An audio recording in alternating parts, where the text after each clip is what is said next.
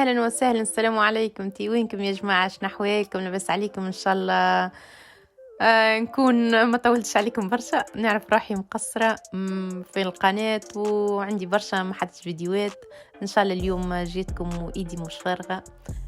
جبت لكم تارت بالشوفان. بصراحة حاجة اقتصادية، وتعرفوني نجيب كل شيء كان الحاجة اللي خفيفة ويكون الناس الكل ينجموا يعملوها. الحصيل وعجبتني الفكرة بصراحة. علاش لا؟ الشوفان تعرفوه يعني فيه برشا منافع، والصغيرات كي تحطهم على الحليب مستحيل باش ياكلوه، احنا الكبار وما نجموش ناكلوه. علاش ما نجموش نعملوا نبتكروا منها حاجات هكا يكونوا ياكلوا منهم الصغار وعينهم غمضة. حصيلو جبت لكم اليوم الطارت بالشوفان. بصراحة منظره وبنته والمكونات متاعه وكلها روعة واقتصادية وصحية.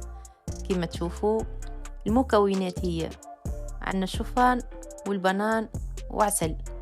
اللي ما عندوش العسل اللي ينجم يعمل شوية سكر مرحي، وتنجم ما تعملش من أصلك، خاطر من بعد تزين، تحب تزينه بالشوكولاتة، تحب تزينه بالعسل، تحب تزينه بالمعجون.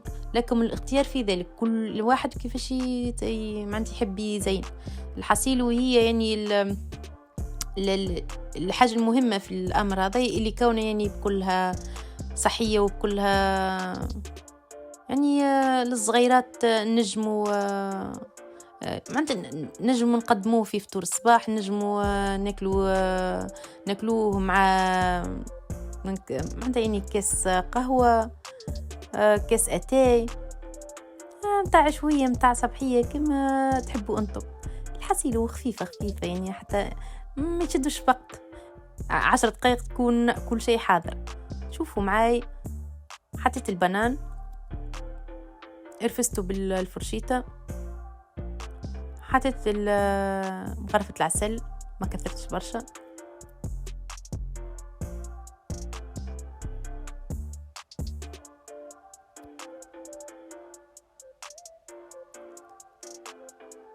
والشوفان، واني نقول لكم الشوفان اني حطيت 350 جرام، على خاطر كل انسان وكيفاش الكميه اللي يحبها والكميه البنان اللي حطها يعني. ديما نقول لكم عينكم ميزانكم. الحصيلو شفتوا يعني ما تعجنوهاش برشا، لمها الكل مع بعضها، ومن بعد تالي تجيو تحطوا على الكارت متاع الفور. تحطوا تعملوا كعبيرة صغار، سهلة سهلة، يلا حتى الصغير ينجم يعمل بوحده. كعبر بعتلي يا بكاس يا بإيدك يا بمغرفة، المهم يعني تنزل عليها من الفوق باش تعملك الدورة في الوسط. يعني من بعتلي باش كتيب يعني في الفور وتخرجها، تنجم تزينها بالشوكولاتة، تنجم تزينها بالعسل، تنجم تزينها باللي تحبي انت. أني هكاكا، وحطيت الفور 150 درجة. ممكن شدت لي 7 دقائق هكاك. انت مجيست كي تحمر من الفوق تولي حمرة من الفوق صيف، فهمتني؟ ان شاء الله تعجبكم الفكرة ان شاء الله. وان شاء الله كل مرة نعملوا هكا يعني فيديو على يعني حاجة أخرى تكون بنينة بالشوفان.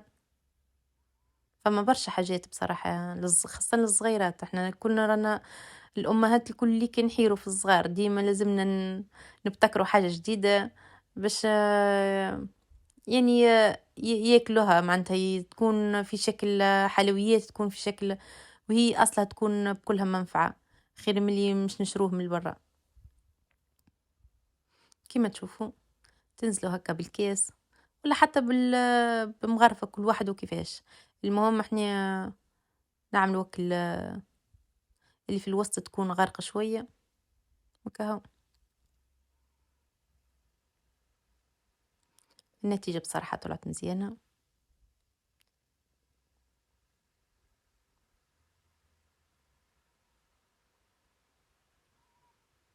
كيما شفتوا حطيتها في الفور، ومن بعد هوني حمرت من الفوق شوية، ما تخليهاش تتحرق، حمرت شوية تخليها تبرد وتحط الشوكولاتة كل واحد كيفاش يحب. هاني زينتها بالشوكولاتة زينتها بالشوكولاتة وحطيت شوية هكا يعني جلجلان وبيستاش مهروش، ومن بعد حطيتها في الفريجو، تحطها في الفريجو جيست باش تشدك الشوكولاتة وتخرجها. يلا جربوها ما تندموش. وما تبقى لي كان نقول لكم السلام عليكم وان شاء الله نهاركم زين واسعد الايام. السلام.